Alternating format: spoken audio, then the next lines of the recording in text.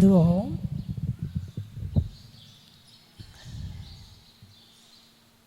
प्रेम, मोह, राग और वात्सल्य। आज कौन सा पर्व है? मोह पर्व है कि राग पर्व है कि प्रेम पर्व है कि वात्सल्य पर्व है? आज वात्सल्य पर्व है। कौन सा पर्व है आज? वात्सल्य पर्व है। तो प्रेम, मोह, राग और वात्सल्य में क्या अंतर है? ये वात्सल्य शब्द अलग से क्यों देना पड़ा? भाई, मोह का मतलब दूसरे के प्रति प्रेम की भावना, अटैचमेंट की भावना, और जिससे अटैचमेंट है उसके लिए कुछ करते हैं, जिससे अटैचमेंट नहीं है उसके लिए कुछ नहीं करते हैं। यही बात है ना। मोह का मतलब यही है, प्रेम का मतलब यही है, राग का मतलब यही है कि हमारा मन अटैच है, इसलिए हम तुम्हारे लिए कुछ करना चाहते हैं। ये तो हो गया मोह, प्रेम और राग। अब वात्सल्य किसे कहते हैं?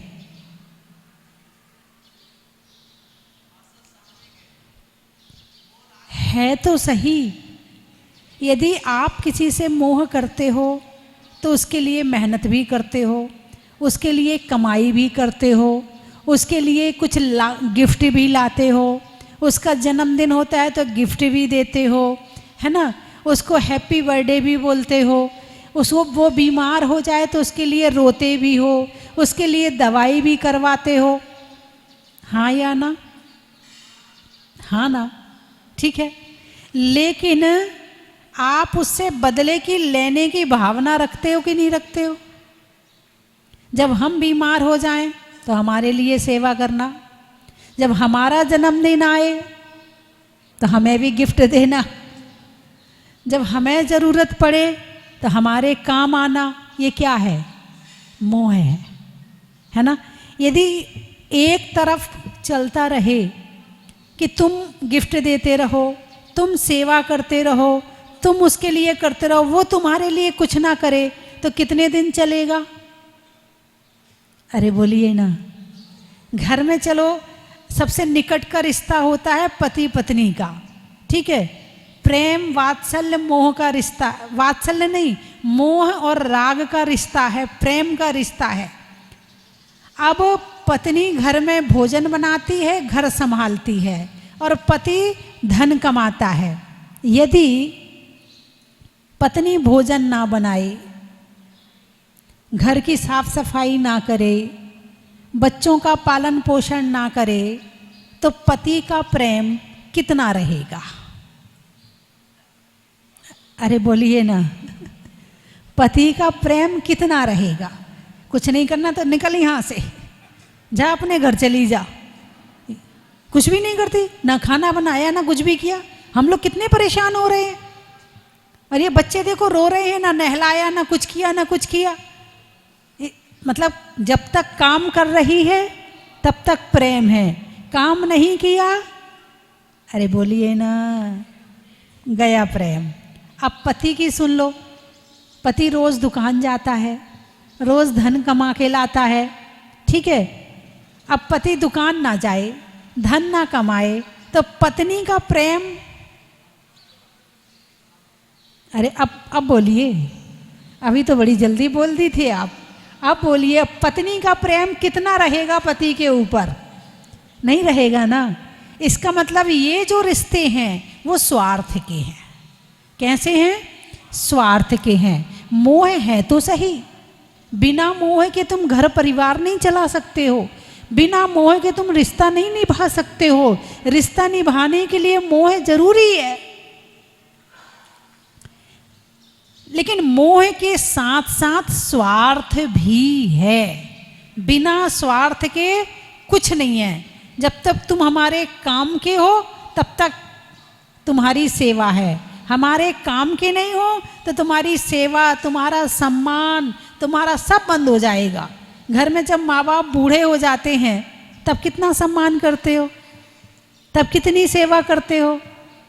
अरे बोलिए ना, बूढ़े तो हुए हैं, हाथ पांव तो ही नहीं चल रहे हैं, उसी समय सम्मान कम हो जाता है ना। अब वात्सल्य को सुनो, वात्सल्य क्या है? मुझे तुमसे कुछ नहीं चाहिए, फिर भी मेरी भावनाएं आपके लिए बहुत अच्छी हैं। मुझे तुमसे कुछ नहीं चाहिए, फिर भी आपको रोज प्रवचन सुनाती हूँ। मुझे तुमसे कुछ नहीं चाहिए कि तुम मेरी बात मानो या ना मानो, जो मैंने प्रवचन में कहा है वो मानना जरूरी है आपके लिए। नहीं मानोगे तो कल से प्रवचन नहीं करूँगी। ऐसा कभी कहा क्या किसी साधु ने? अरे बोलिए ना, हैं? और आप अपने बच्चों से कोई बात कहते हो और वो ना माने तो क्या कहते हो? 4 बार कह दिया, अब की बार कहूँगी नहीं मैं, तू जान तेरा काम जान, तू बात ही नहीं मानता मेरी। अब आप हमारी बात प्रवचन में कितनी मानते हो? इधर से सुनते हो, इधर से निकाल देते हो, लेकिन फिर भी दूसरे दिन फिर प्रवचन देते हो। क्यों? वात्सल्य है। कभी तो समझ में आएगा, कभी तो मानेगा। और नहीं माना, कम से कम बैठ के शांति से सुना तो सही, सत्य को स्वीकार किया तो सही, भगवान का परिचय किया तो सही, कुछ तो माना तो सही। और आप रोज एक कान से सुनते हो और दूसरे कान से निकाल देते हो। देने की भावना तो है मगर लेने की भावना नहीं है। इसका नाम है वात्सल्य। क्या नाम है इसका? वात्सल्य। सम्यक दर्शन के 8 अंगों में वात्सल्य नाम का एक अंग है। यदि तुम्हें वास्तव में वात्सल्य है, लेने की भावना नहीं है, देने की भावना तो है। वनवास से 14 वर्ष के बाद युद्ध जीतकर अनेक राजाओं के साथ राम अयोध्या वापस आए। और जब वापस आए, कई दिन तक राजा मेहमानी में रहे, फिर सबको अपने अपने राज्य में वापस जाने का भाव हुआ। तो सभा लगी हुई है और सभी राजा बैठे हुए हैं। एक एक राजा का वर्णन किया जा रहा है और उन्होंने क्या सेवा करी है वो कहा जा रहा है। और उन्हें वहाँ पर गिफ्ट आदि, रत्नों के थाल, वस्त्र आदि भेंट किए जा रहे हैं। सबका कर दिया, हनुमान का नहीं किया। ना तो हनुमान का नाम लिया, ना हनुमान को गिफ्ट दी, ना कोई रत्न के थाल भेंट किए। तो हनुमान बोला, भगवान आज आप मुझसे नाराज हो क्या? नहीं नहीं हनुमान, तुमसे कैसे नाराज हो सकता हूँ? नहीं नहीं भगवान, आपने सबके लिए बहुत कुछ कहा, बहुत कुछ किया, और आपने मेरा तो नाम तक नहीं लिया। क्या? मेरा तो नाम तक नहीं लिया, और आपने तो सबको गिफ्ट भी दी, मुझे तो आपने कुछ भी नहीं किया। तो राम ने कहा कि इन राजाओं ने जितनी सेवा की है उसका बदला मैं चुका सकता हूं। और उनसे मैंने ये भी कहा है, जब आपको जरूरत पड़े तो मुझे याद करना, मैं आपकी सेवा में जरूर हाजिर होऊंगा। भगवान आपने तो मुझसे ऐसा कुछ भी नहीं कहा है। आगे सुनो तो सही हनुमान, तुमने जितनी सेवा करी है मैं उसका मूल्य नहीं चुका सकता, पहली बात। और दूसरी बात, मैं तुम्हारे लिए क्या भावना रखता हूं कि तुम्हारे जीवन में कभी ऐसा अवसर आए नहीं कि मेरी जरूरत पड़े।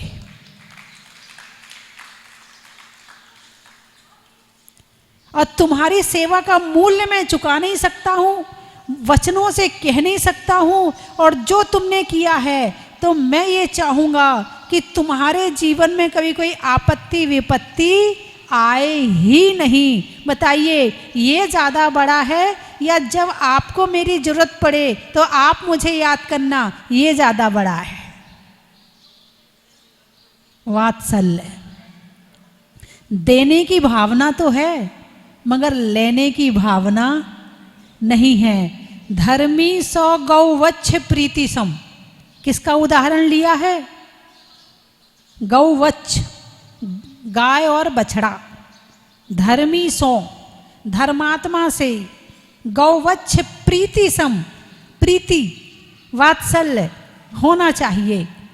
तो गाय का उदाहरण क्यों लिया? किसी राजा का उदाहरण ले लेते, किसी मनुष्य का उदाहरण ले लेते। पंडित दौलत राम जी ने गाय और बछड़े का उदाहरण लिया है। वो इसलिए लिया है कि जो गाय अपने बछड़े को प्यार करती है, उसके मन में ये भावना नहीं होती है मेरा बछड़ा बड़ा होगा तो मुझे हरी हरी घास खिलाएगा, बुढ़ापे में मेरी सेवा करेगा। आप अपने बच्चों की सेवा करते हो ना? कैसे करते हो? क्या कहते हो बचपन में? इसकी बहू आएगी गरम गरम, अरे बोलिए ना, गरम गरम रोटी खिलाएगी, मेरा बुढ़ापा आएगा तो मेरी सेवा करेगी। हैं? सोचते नहीं सोचते? अब पता नहीं आजकल की बहुएं गरम गरम रोटी खिलाएंगी या खरी खोटी खिलाएंगी। पता नहीं है क्या खिलाएंगी। हैं? इसलिए अपेक्षा छोड़ देना। यदि बच्चों से अपेक्षा रखोगे पूरी नहीं होगी तो बड़ा कष्ट होगा। अब बच्चों से मोह नहीं, वात्सल्य करो। बच्चों को भी एक धर्मात्मा बनाओ, और जो धर्मात्मा के प्रति वात्सल्य होता है वो वात्सल्य अपने बच्चों से करो।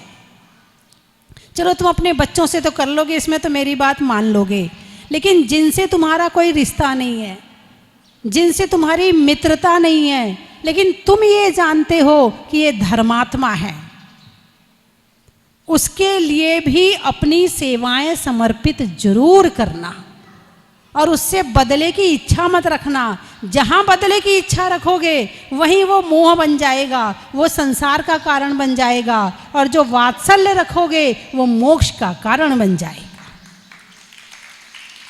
जो प्रेम है, राग है, मोह है, ये संसार का कारण है, और जो वात्सल्य है ये मोक्ष का कारण है। ये रक्षाबंधन पर्व कब से शुरू हुआ? 700 मुनिराजों पर उपसर्ग आया था। क्यों आया था?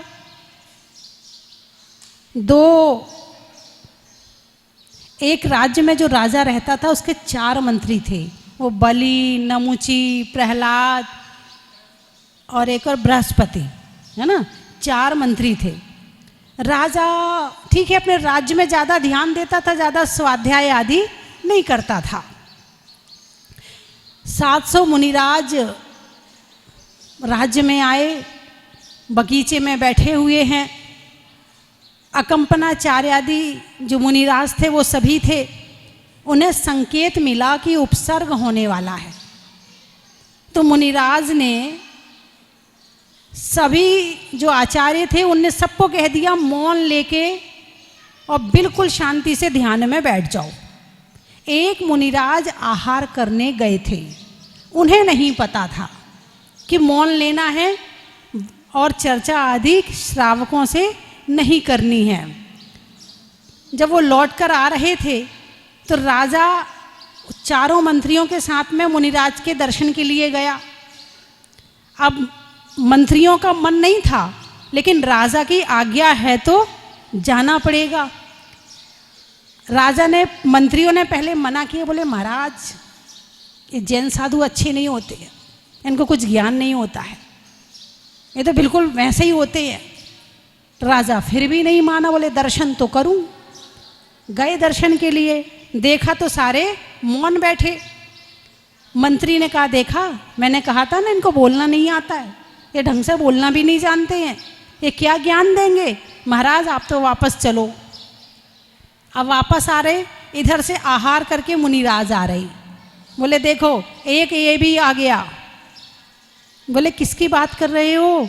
बोले वो बैठे थे तुम्हारे बहुत सारे साथी, सारे अज्ञानी मूर्ख, बोले किसको मूर्ख कह रहे हो?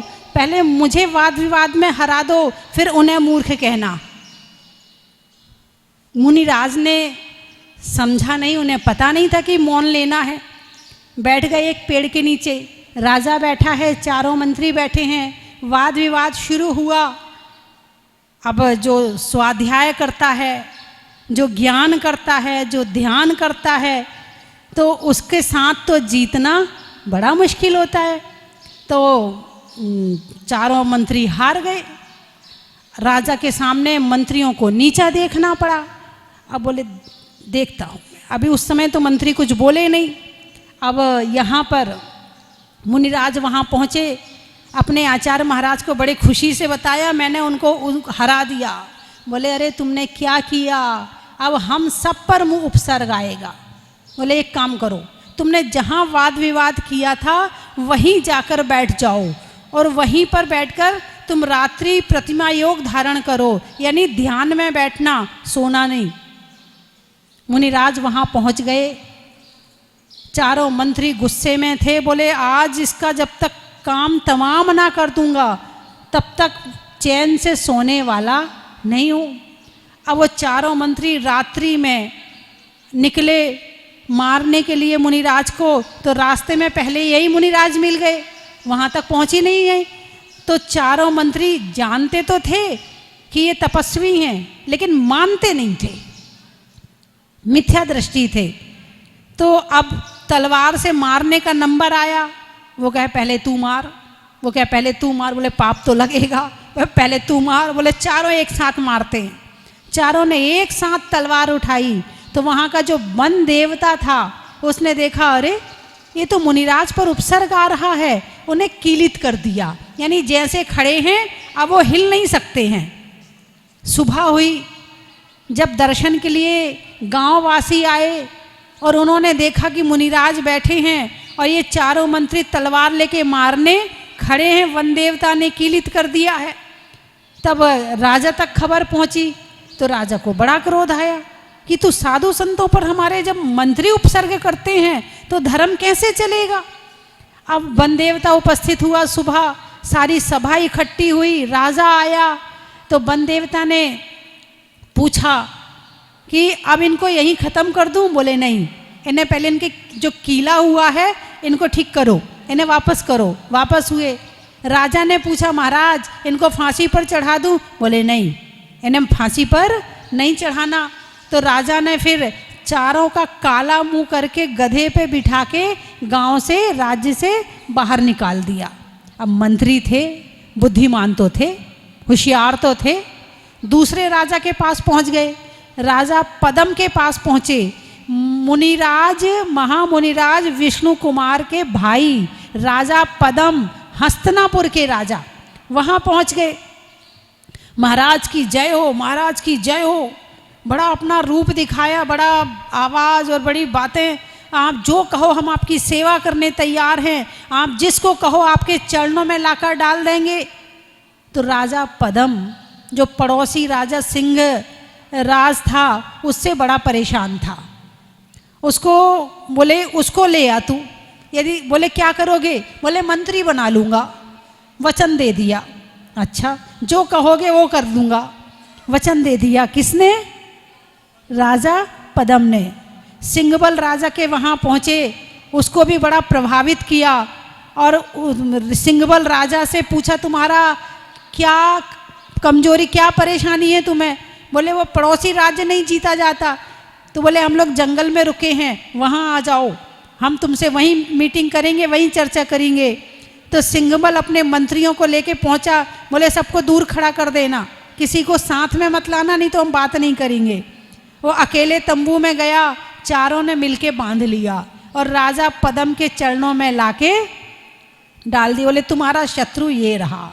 अब राजा पदम ने कहा, बोले बस अब मेरा शत्रु तो खत्म हो गया, अब मैं निष्कंटक राज्य करूँगा। अब उसे जेल में डाल दिया। अब यहाँ पर इन्हें मंत्री बना लिया। वचन अभी रखा हुआ है, जो मांगोगे वो दूंगा, वचन अभी रखा हुआ है। 700 मुनिराज भ्रमण करते हुए कहाँ पहुँचे? हस्तिनापुर में पहुँचे। जैसे ही चारों मंत्रियों को पता चला, बोले ये यहाँ भी आ गए, वहाँ से काला मुंह करके निकलवाया, ये यहाँ भी आ गए, अब नहीं छोड़ूंगा। राजा पद्म के पास गए, बोले आपके पास मेरा वचन रखा हुआ है, वो आज हमें चाहिए। अब राजा पद्म ने कहा ठीक है, आपको जो चाहिए आप मांग लें। बोले 7 दिन के लिए राज्य चाहिए। 7 दिन के लिए राज्य मांग लिया। अब वहाँ जो मुनिराज ध्यान कर रहे थे, अब चारों ने वहाँ गड्ढा खुदवाया, उसमें लकड़ी, पत्थर और मांस के टुकड़े आदि भर दिए और सारे में हवा फैला दी। बहुत बड़ा यज्ञ चल रहा है, बहुत बड़ा यज्ञ चल रहा है और उसमें आग लगवा दी। अब बीच में सारे मुनिराज और धुआं निकल रहा है और उनके गले में, लेकिन अब वो ध्यान में बैठे हैं, उन्होंने कोई प्रतिकार नहीं किया, कोई उठकर नहीं भागे, कोई मन में विकल्प नहीं किया, कोई द्वेष की भावना नहीं करी, कोई दुश्मनी नहीं बनाई और शांति से ध्यान करते रहे।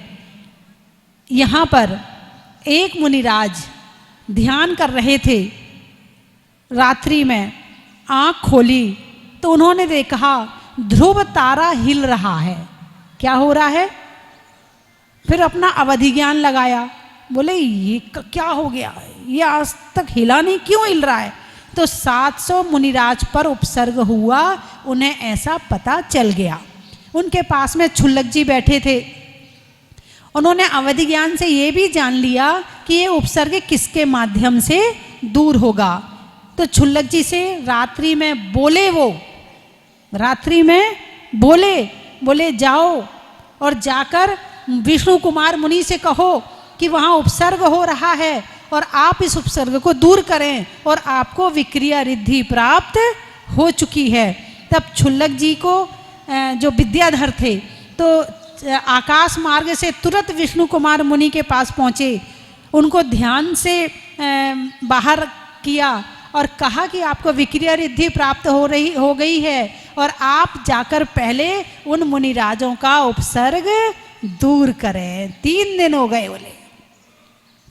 अब ध्यान में बैठे थे, उन्हें पता ही नहीं थी कि विक्रिया रिद्धि प्राप्त हो गई। अपना हाथ आगे किया तो वो हाथ बढ़ता चला गया, तो उन्हें पता चला कि मुझे विक्रिया रिद्धि प्राप्त हो गई। फिर वो हस्तिनापुर में आए। हस्तिनापुर में आकर के सबसे पहले बड़े भाई विष्णु कुमार थे, वो दीक्षा लेने गए थे, इसलिए राजा पद्म को राज्य दे गए थे। राज्य तो था विष्णु कुमार का, लेकिन उन्हें दीक्षा लेनी थी, इसलिए पद्म को। तो सबसे पहले जाके उसको डांटा कि तेरे राज्य में और मुनिराजों का ऊपर उपसर्ग हो रहा, ये कैसे हो सकता है। फिर उसके बाद में वहाँ जो 4 जो थे ब्राह्मण थे, वो मंत्री थे, तो जो वहाँ किमिच्छिक दान कर रहे थे, धन लुटा रहे थे, आओ ले जाओ, जिसको जो चाहिए वो ले लो। तो एक बौना सा ब्राह्मण का वेश बना के विष्णु कुमार पहुँच गए। दीक्षा छोड़ दी किसने? एक मुनिराज के जीवन की सबसे बड़ी चीज क्या होती है? बोलिए ना, दीक्षा होती है। दीक्षा छोड़ दी, कपड़े पहन लिए, मोक्ष बाद में चला जाऊंगा, मेरे 700 मुनिराजों को कुछ हो गया तो वो दोबारा मिलने वाले नहीं है।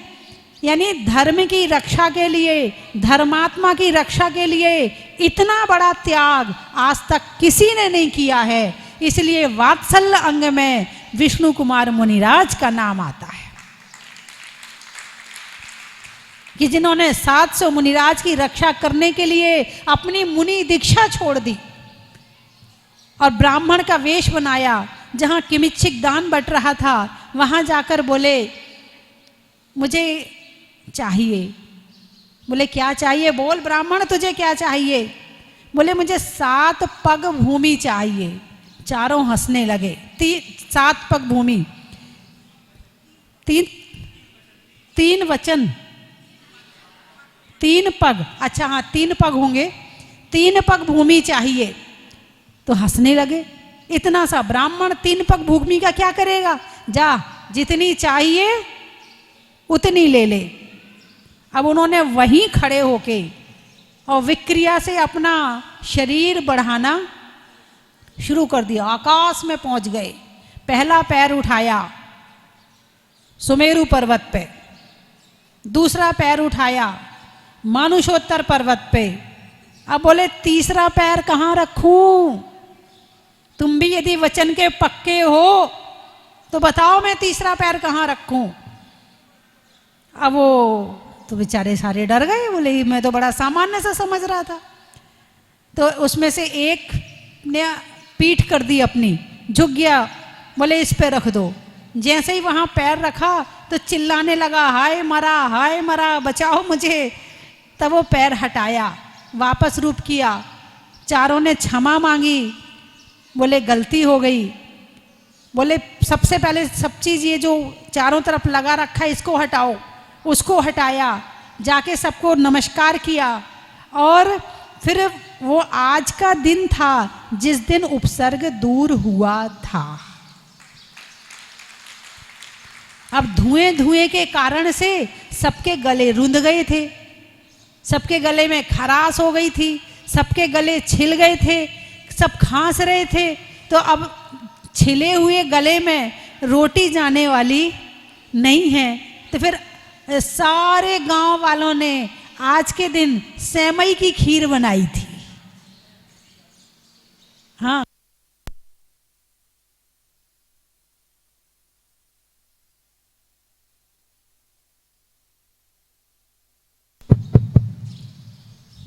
क्या कौन सी क्या बनाया था? सेमई, बिया और कुछ कहते।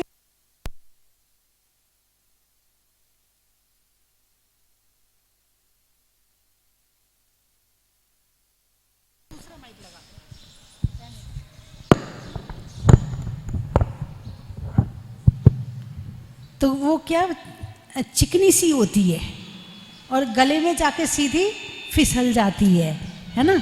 तो आज के दिन इसीलिए साधु को आहार जरूर दिया जाता है।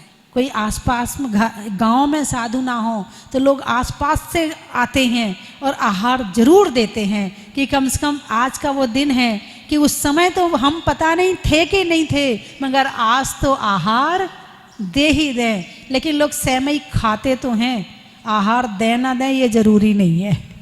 सेमई बना के खा तो लेते हैं, आहार देने की पता नहीं है। पर खाने की परंपरा तो निभा लेते हैं, देने की परंपरा नहीं निभाते हैं बंधुओं।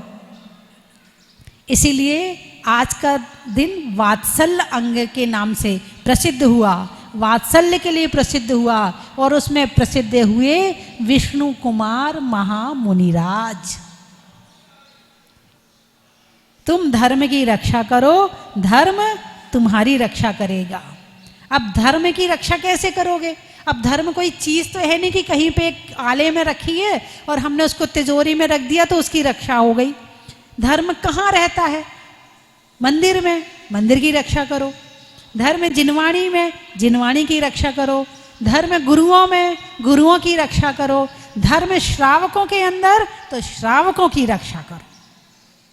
धर्म धर्मात्मा के ऊपर सवार होके चलता है। धर्म कैसे चलता? मंदिर है, जिनवाणी है, मगर उसके मानने वाले नहीं है, धर्म चलेगा? अरे बोलिए ना, नहीं चलेगा। कैसे चलेगा? धर्मात्मा होंगे तो धर्म चलेगा, और धर्मात्मा नहीं होंगे तो धर्म नहीं चलेगा। इसीलिए धर्मात्मा की रक्षा करके, धर्मायतनों की रक्षा करके हम धर्म की रक्षा करते हैं। और जब हम धर्म की रक्षा करते हैं तो धर्म हमारी रक्षा करता है। धर्मो रक्षति रक्षतः। तीर्थंकरों में अभिनंदन का, पूजा में चंदन का, और आज रक्षाबंधन का। तो ये रक्षाबंधन धर्म के लिए मनाया जाता कि भाई बहन के लिए? भाई बहन की तो चर्चा का समय नहीं मिला। आजकल के तो वे भाई बहन के रिश्ते बड़े खराब हो रहे हैं। नहीं, आपकी बात नहीं कर रही हूँ। और वो हो रहे हैं धन के कारण। सरकार ने, पहले तो क्या होता था, लड़की की शादी कर दी, दहेज दे दिया, बस हो गया काम। अब वो जिस घर में रह रही है वो घर उसका है। अब सरकार ने कहा लड़ाइयाँ कैसे हों, तो उन्होंने एक कानून निकाल दिया कि पीहर में लड़की का हिस्सा भी है, अब लड़ते रहो तुम। रिश्ते खराब हो गए, भाई बहन के रिश्ते खराब हो गए, रक्षाबंधन बंद हो गया। बोलिए हाँ या ना? भाई जो एक मानसिकता है जो पहले से बनी आई है कि लड़की की शादी हो गई, दहेज दे दिया, हो गया काम, एक मानसिकता पहले से बनी हुई है। यदि ये पहले से चल रहा होता कि पहले से हिस्सा मिलना है तो मानसिकता वैसी होती। लेकिन हमारे यहाँ की परंपरा, हमारे यहाँ का कल्चर है कि जो चली गई अब उस परिवार की है। अब होगा क्या? अब इस परिवार वाली उससे लड़ रही है, उस परिवार वाली उससे लड़ रही है, उस परिवार वाली उससे लड़ रही, वो चारों तरफ लड़ाई। तुम इसको दो, वो अपने बहन को देगी, वो अपने बहन को देगी।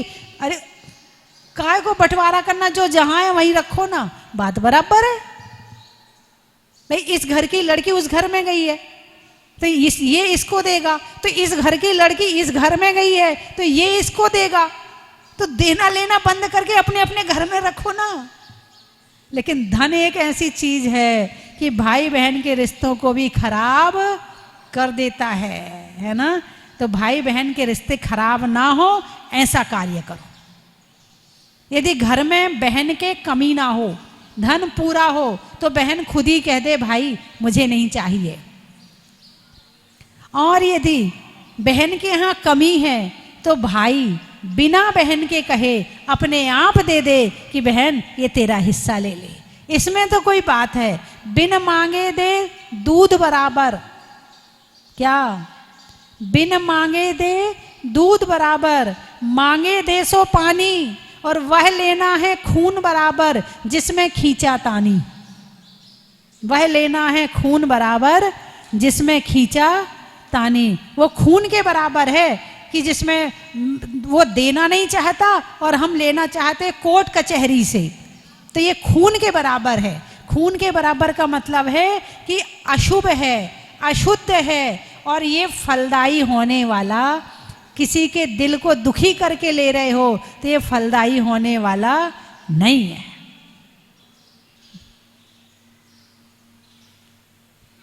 चलिए समाप्त करूं, अभी बहुत सारे कार्य करने हैं। भारत के रहन सहन का, लंका के दहन का, और आज के दिन भाई बहन का,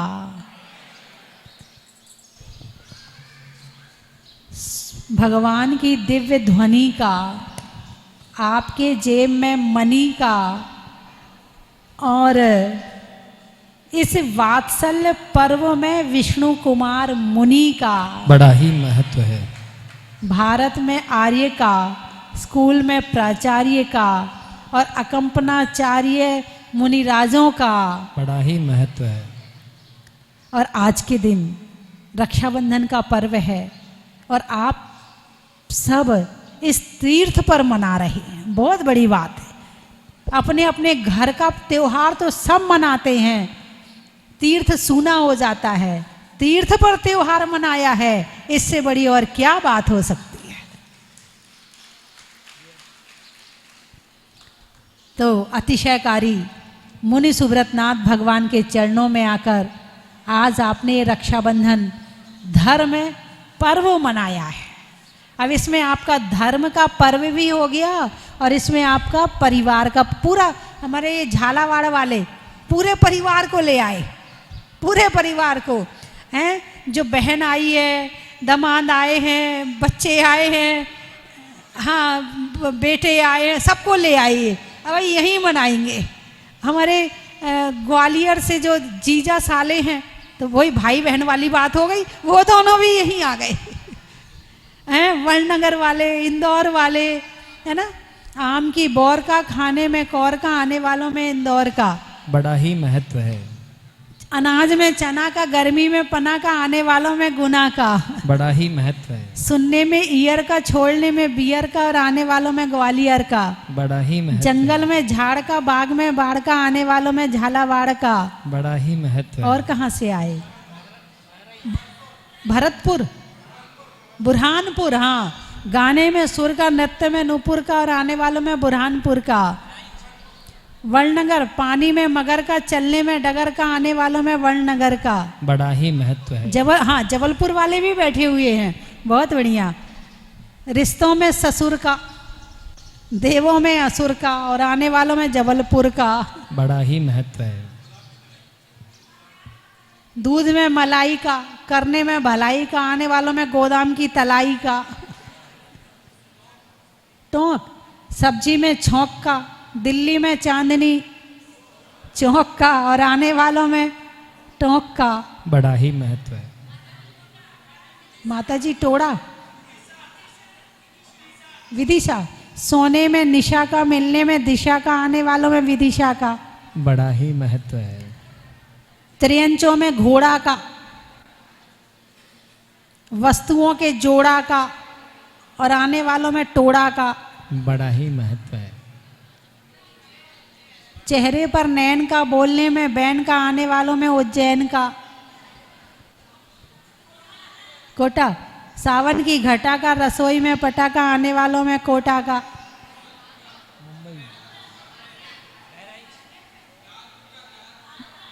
कांदरा, आगरा, क्षतियों में अनंग सरा का, जीवन में जरा का, आने वालों में आगरा का। बड़ा ही महत्व है। जहाज, पशुओं में खुर का, गाने में सुर का, आने वालों में जहाजपुर का। बड़ा ही महत्व है। बहराइच कौन आया? नहीं करने में किचकिच का, पापों से बच बच का, और आने वालों में बहराइच का। बड़ा ही महत्व है। मुंबई, महीनों में मई का, रजाई में रुई का, आने वालों में मुंबई का। बड़ा ही महत्व है। खेत में खाद का, भोजन में सलाद का, आने वालों में फरीदाबाद का। बड़ा ही महत्व है। अहमदाबाद का। भिंड वाले भी आए हैं। पापों के खंड खंड का, बुढ़ापे में दंड का, यानी डंडा, और आने वालों में भिंड का। बड़ा ही महत्व है। बोलिए 24 भगवान की जय। देखिए, जब बोलो परम पूजनीय गुरु मां सबसे पहले स्वस्ति भूषण अपन लड्डू चढ़ाएंगे।